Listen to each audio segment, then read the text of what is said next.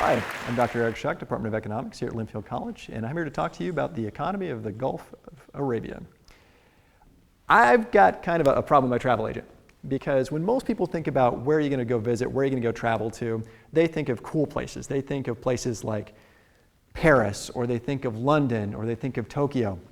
If you look in my passport, you'll find places like Beirut, Dubai, Qatar.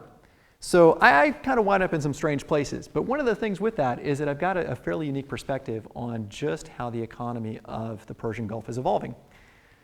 When we talk about it, we have a tendency to think of oil, and that's the only thing that we think of when we think of the Persian Gulf economies. And that really is the driving force in their economies. Typically, most of their economies, 50 to 60% or more of their gross domestic product is accounted for by oil. In the case of Iraq, 80% of Iraq's GDP actually comes from one oil terminal, with another 10% coming from a second oil terminal. So you talk about 90% of their economy hinges on the performance of oil.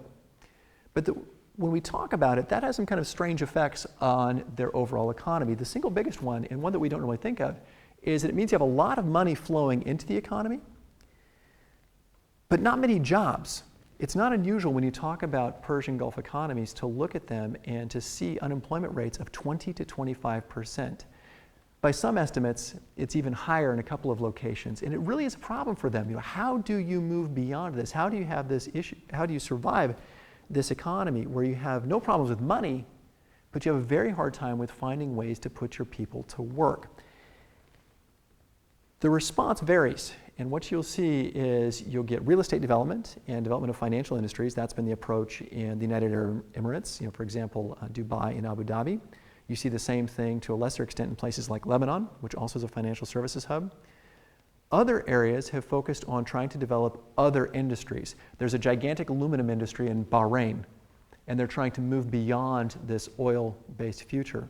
Other economies haven't quite hit that stage yet. Saudi Arabia, Iraq are still confronting what can they do to deal with this tremendous number of unemployed people, despite the fact that they're extraordinarily wealthy countries.